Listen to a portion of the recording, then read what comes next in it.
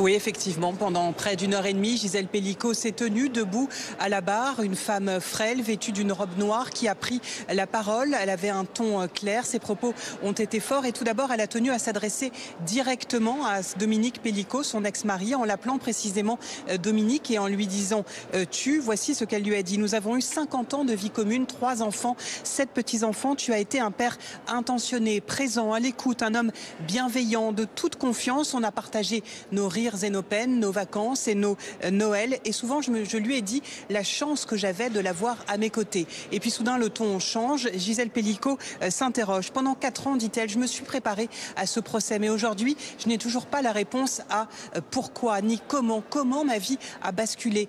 Comment a-t-il pu faire entrer des hommes dans notre chambre à coucher pour me violer? Pourquoi m'a-t-il trahi à ce point? Pour moi, cette trahison, dit-elle, elle est incommensurable.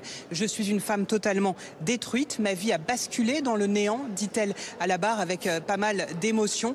Et elle précise, elle a eu cette phrase aussi, Gisèle Pelicot, j'ai toujours tenté de t'emmener vers la lumière. Toi, tu as choisi les bas-fonds de l'âme humaine, dit-elle à Dominique Pelicot, qui reste assis dans son box tout au long de la prise de parole de son ex-femme. Il a regardé ses pieds, la tête baissée. À aucun moment, leurs regards se sont croisés. Mélanie, ça, ce sont les mots extrêmement forts adressés à son mari. Gisèle Pelicot s'est également adressée aux femmes. Alors, les proches des accusés, mais aussi plus largement les femmes victimes comme elle.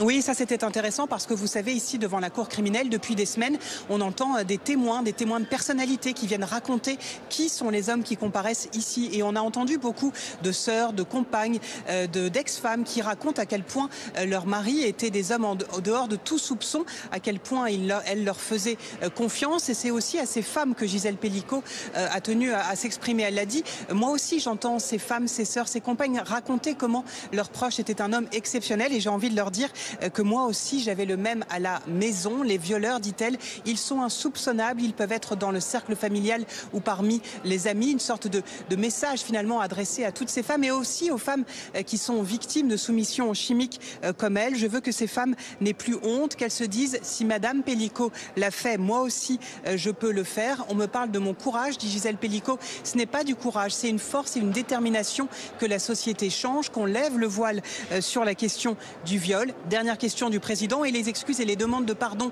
des accusés. Qu'est-ce que cela vous fait?